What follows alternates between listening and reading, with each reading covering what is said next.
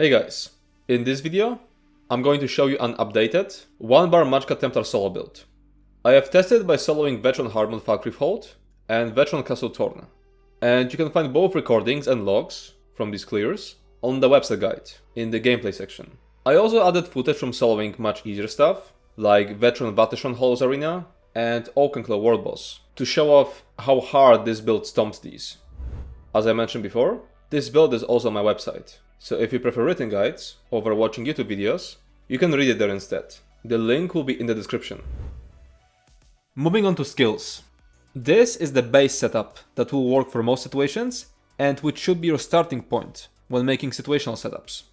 Puncturing Sweeps is a spammable that will heal you for 25% of the damage done and deals full damage on AoE. Radiant Glory is an execute to which you should switch when your enemy is roughly at 20% HP. It will heal you for 15% of the damage done. Power of the Light is an ability that deals a lot of damage and applies the Sunder stats effect. Sunder applies Minor Breach and grants you 100 weapon and spell damage for 4 seconds. Power of the Light is also going to proc the Illuminate passive, granting you Minor Sorcery for 20 seconds, which increases your spell damage by 10%. Channeled Focus is an ability that places a rune on the ground and grants you Major Resolve for 25 seconds, which is an extremely important defensive buff. It's also going to restore your Magicka and heal you for 2% of your max health every second, which increases to 6% if you're standing inside of the rune. Solar Barrage is a 20-second dot effect, which deals damage around you and increases your damage done with class abilities by 5%. Shooting Star is an ultimate that deals damage on AoE, leaves a ground dot, and grants you ultimate for each enemy hit with the initial blast. Having it slotted will also trigger the Magicka Controller passive, which will increase your max Magicka and magic recovery by 2%. And Restoring Aura is an ability you can keep slotted on your back bar to gain its passive benefits. It will grant you minor endurance, intellect, and fortitude, increasing all your recoveries by 15%. If you need to slot something situational, replace Solar Barrage. And as for situational skills, first we have Elemental Susceptibility, your source of Major Breach, which you'll need for instance content, because enemies there have more armor. You will also have to switch to a Destruction Staff to use it. Next we have Resolving Vigor. Use it for fights where there's a lot of damage happening in a short burst. The heal over time from Resolving Vigor is short but very strong, so casting it at the right time can help you survive such mechanics. The minor resolve it provides will also reduce all of your damage taken. It can also be used in fights with invulnerability phases, where you can't heal with Ring of the Pale Order, Puncturing Sweep, and Radiant Glory.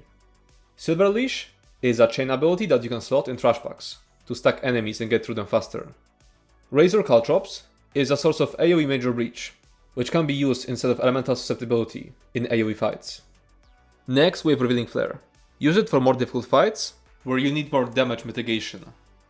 It's a skill that passively grants major protection, reducing your damage taken by 10%. It will also trigger the Magicka Aid passive, which increases your Magicka recovery by 10%. Ritual of Retribution is a decent ground dot, which cleanses 2 debuffs when cast. It wasn't strong enough to make it into the base setup, but it becomes worth it whenever a fight has some important debuff you need to cleanse. Luminous Shards is a 10-second ground dot, which will grant you a synergy, which restores 3960 stamina and Magicka when used. Wield Soul, with the Bleed, Lingering Torment and Breach combination on it, is never the ideal skill, but it can be your source of Major Breach if you want to use a weapon type different than Destruction Staff for roleplay reasons. Next we have Precognition, an ultimate that breaks you out of some otherwise unavoidable stuns. You'll need it to get around some mechanics which are otherwise impossible or very difficult to solo, like for example Infernus Hold in Zan the Scalecaller fight. Now let me show you a bunch of examples of how your final setup could look after you apply these situational skills to your base setup. I'm first gonna show Overland setups. So this is a trash setup for Overland. The only change is that Silver Leash replaces Power of the Light. Now a tanky setup for Overland, where Revealing Flare replaces Solar Barrage. And an Oakensoul Overland setup, where Luminous Shards replaces Channeled Focus. The build relied on the sustain from Channeled Focus, so it has to be replaced by another sustain ability. And now for instanced content, this will be the regular setup, where the only change is that Elemental Susceptibility replaces Solar Barrage. This will be a trash setup, where the changes compared to the instanced regular setup are that Silver Leash replaces Power of the Light, and Razor Caltrops replaces Elemental Susceptibility. And this is instanced Oakensoul setup, where the only change compared to the instanced regular setup is that Luminous Shards replaces Channeled Focus. Now this is the rotation, which is just a list of priorities. Simply recast abilities when they run out, and follow this list of priorities when there are multiple things to refresh. The only special thing in this rotation is that you're supposed to switch from Puncturing Sweep to Radiant Glory as your spammable, if the enemy is below 25% max HP. I am now very quickly going through all of the passives you should get on the screen. You can either pause the video or look up this list on the website guide. Some trees are only needed when using situational skills. For example, Fighter's Guild provides nothing but Silver Leash. Now moving on to gear. This is the base setup that is meant for overland content and will work for most situations. It should be your starting point when making situational setups. So it uses Order's Wrath, Deadly Strike, Ring of the Pale Order Mythic, and One Piece Slamcrow. Situationally, you could also use Sul'Zan's Torment, which is the best set for trash packs, and for bosses that regularly spawn smaller adds. Oakensoul Ring is an alternative to the Ring of the Pale Order. It does more damage, but has much worse survivability. It can be more convenient for most fights, because it removes the need to pre-buff most skills. But don't use it against difficult world bosses, and anything above their level.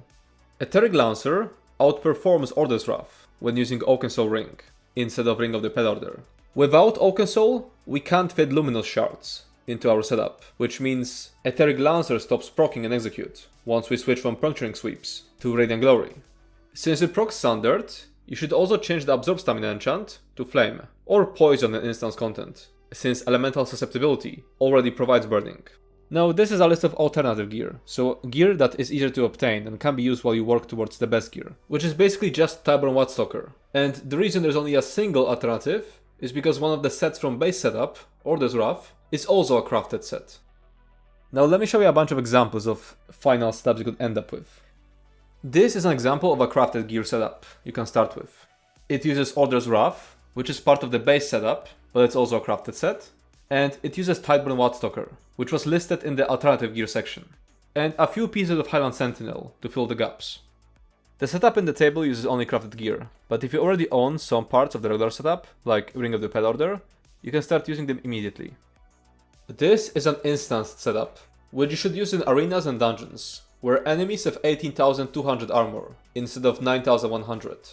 Warlock of the Depths replaces Order's Wrath, because in instance content, you can benefit from the Minor Slayer buff, which makes it better. Daggers are replaced with a Lightning Staff, to be able to use Elemental Susceptibility. And One Piece Slamcrow is replaced with One Piece Valkynscoria, for the penetration. If you don't have access to trial gear, use Tyburn Wattstalker instead of Warlock of the Depths, and change Valkynscoria back to Slamcrow. Order's Wrath also works, if you want to keep things simple, since it's already used in the base setup. Tyburn Wattstalker beats Order's Wrath this time, because its penetration line isn't wasted, as it allows us to switch back to Slamcrow. And this is a gear setup with Oakensoul Ring. So Oakensoul Ring replaces Ring of the Pale Order, Etheric Lancer replaces Order's Wrath, because with Oakensoul Ring we can fit Luminous Shards into the setup, which keeps it proccing to execute, and Absorb Stamina enchant is changed to Flame, because Etheric Lancer already procs Standard. If you want to use Oakensoul Ring in instance content, replace Ring of the Pale Order with it in the instance gear setup, and swap Whirl to Etheric Lancer. Moving on to champion points. In the blue tree, you'll want to use Master at Arms, Deadly Aim, Fighting Finesse, and Wrathful Strikes. When soloing extremely difficult dungeons, you should replace Wrathful Strikes and Fighting Finesse with 2 of the 4 mitigation slotables that match the fight's damage type. So Ironclad, Duelist Rebuff, Unassailable, and Enduring Resolve. Huge majority of the times is going to be Ironclad and Duelist's Rebuff. Riving Blows is another decent blue CP for when you need more HPS. In the red tree, you'll want to use Bundles of Vitality, Siphoning Spells, Rejuvenation, and Fortified. Make sure to use Bracing Anchor in fights where you have to block a lot of attacks, and where you don't have to move that much. And remember to use Celerity in fights where you have to move a lot. Also, you can use Bloody Renewal along Siphoning Spells in the fights with lots of adds. Moving on to race. When it comes to solo PvE, you need both damage and survivability, so pretty much all races have useful ratios. The best race for dealing damage is Khajiit. While the critical damage from Feline Ambush can sometimes be wasted, due to critical damage being capped at 125%, it will never happen in solo content, because there will be no tanks or healers, providing you with the major force buff. The best race for survivability, and what I am using, is Nord. The ragged racial will provide around 6% damage mitigation. Now Mundus. Huge majority of the times, you should use the 5th Mundus, which increases your critical chance. For extremely difficult dungeons, you should consider switching to the Lady Mundus, which increases your armor. For most content, you should put all 64 points into Magicka. For difficult content, you should devote as many attribute points as necessary to health. For some content, you'll be able to get away with 32 health, 32 Magicka. For the extremely difficult stuff, you'll need 64 health. Moving on to food. Your sustain can vary greatly, because it's impacted by your armor weight composition, your race, and how much blocking or dodge rolling you're required to do in a certain fight. So choose the food with more recoveries if you can sustain. First we have Orzorga's Red Froggar, the default option. You'll need a Magicka recovery to sustain. Next we have Clockwork Citrus Fillet. If your sustain is good enough, this gives you additional max Magicka for more damage, at the cost of some recovery compared to Orzorga's Red Froggar. Then we have Artyom Pickled Fishbowl, the strongest damage food, but you'll most likely only be able to sustain it as a Breton, due to the lack of Magicka recovery. Solitude Salmon Millet Soup is a cheaper alternative. And last we have Orzorga's Smoked Bear Haunch. Use it when a fight requires a lot of blocking or dodge rolling, and you need additional stamina recovery. Jewels of Mithril is a cheaper alternative. Moving on to potions.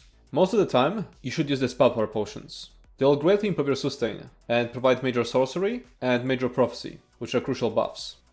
When using the Oakensoul ring, you should use tri-stat potions instead. Oakensoul already provides major sorcery and major prophecy, so you don't need them from potions. And restoring stamina on top of Magicka will help with blocking and dodge rolling. Moving on to Parse. The skeleton dummy is considered an instance enemy, so all of these were done using instanced skill and gear setups. So the regular setup parsed 41,261. After switching to the Oakensoul setup, which also changes restoring focus to luminous shards and whirl to Etheric Lancer, the DPS went up to 47,065. You can find recordings of all of the Parses on the website guide. And that's it for this video. If you have any more questions, you can comment down below or join our Discord server Wildheart. As always, feedback will be appreciated. If you enjoyed this video, make sure to subscribe to my channel and check out my Twitch. Thanks for watching and see you next time.